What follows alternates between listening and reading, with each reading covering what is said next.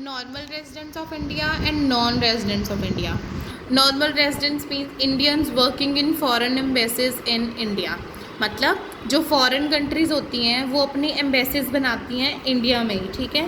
और उसमें अगर कोई इंडियन बंदा काम कर रहा है तो वो नॉर्मल रेजिडेंट है, ठीक है जी। मतलब वो फॉरेन एम्बेसी में काम कर रहा है, दैट डजंट मीन कि वो इंडियन नहीं है, ठीक है जी। नॉन रेजिडेंट क्या है?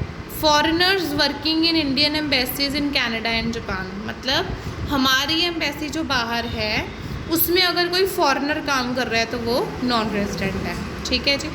उसके बाद Indians employed in World Health Organization located in India. मतलब जो WHO के सेंटर्स इंडिया में हैं उसमें जो भी इंडियन बंदा काम कर रहा है वो नॉर्मल रेजिडेंट है। ये ना एग्जैक्टली ये कोई समझने वाली चीज़ नहीं है, ये आपको गिवन है, ठीक है। इसको आपको ऐसे याद करना है, मतलब ये एक चीज़ होती है ना सेट की हुई है कि ऐसे ही है। सिंपल सी बात यह है कि हमारे यहाँ किसी की भी एम्बेसी हो, अगर उसमें इंडियन बंदा काम कर रहा है तो वो इंडियन है।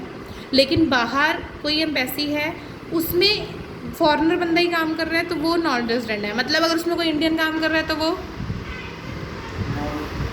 उसका यहाँ पे कुछ एग्जैक्टली बताया नहीं हुआ है, ठीक है। तो इस पर इतना दिमाग लगाने के बजाय इसे एज सच ही याद करना। अगर इसका कोई क्वेश्चन आएगा तो वो ऐसे ही आएगा, ठीक है। इसके क्वेश्चन के आने के चांसेस भी कम है, ठीक है। उसके बाद है foreigners working in World Health Organization located in India. अगर इंडिया में कोई WHO के सेंटर में फॉरेनर बंदा काम कर रहा है तो वो नॉन रेजिडेंट है, ठीक है। उसके बाद local people working in the office of international monetary fund in India. IMF international monetary fund है, ठीक है। इसमें अगर कोई लोकल बंदे उसके ऑफिस में काम कर रहे हैं तो वो लोग रेजिडेंट हैं। The German working at director of office of international monetary fund located in India. India में अगर कोई जर्मन बंदा काम कर रहा है तो वो नॉन रेजिडेंट है इंटरनेशनल मॉनेटरी फंड में। मतलब अगर कोई अमेरिकन हुआ तो वो रेजिडेंट होगा शायद, क्योंकि इन्होंने एग्जैक्टली जर्मनी क्यों लिखा है यहाँ पे, ठीक है। तो मतलब इसको एज सच लर्न करना, इससे बाहर का आपके सिलेबस में नहीं है, ठीक है। उसके बाद है ambassador for India in rest of the world. मतलब कोई बंदा जो बाहर हमें रिप्रेजेंट कर रहा हो वो भी इंडियन रहेगा, ठीक है। कोई ambassador in India from rest of the world, कोई बाहर से यहाँ पे एम्बेसडर बन के आया है, मान लो अमेरिका को कोई एम्बेसडर इधर है तो वो नॉन रेजिडेंट। अगर हमारा कोई एम्बेसडर उधर है बाहर तो वो रेजिडेंट है, नॉर्मल रेजिडेंट है।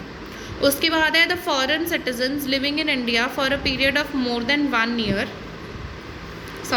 Foreign citizens living in India for a period of more than 1 year other than those for studies or medical treatment। मतलब अगर कोई फॉरेन का बंदा इधर आया हुआ है इंडिया में और मोर देन 1 ईयर रह रहा है तो वो रेजिडेंट होगा, नॉर्मल रेजिडेंट होगा। बट वो स्टडी या मेडिकल ट्रीटमेंट के लिए नहीं आया होना चाहिए, वैसे ही आया होना चाहिए, ठीक है। उसके बाद the foreign technical experts working in India for a period of less than 1 year. मतलब अगर कोई फॉरेन का टेक्निकल एक्सपर्ट इंडिया में काम कर रहा है 1 साल से कम तो वो नॉन रेजिडेंट, 1 साल से ज़्यादा किया तो वो रेजिडेंट बन जाएगा, ठीक है। तो ये आपको खुद से निकालना था इसमें। National income includes income of only normal resident of country, it does not include income of non residents even when they happen to be citizens of our country. मतलब चाहे वो हमारे सिटीजन्स बन भी जाएँ तो भी हम नेशनल इनकम में उनको नहीं लेंगे, क्योंकि वो नेशनैलिटी से वो लोग इंडियन नहीं हैं, ठीक है।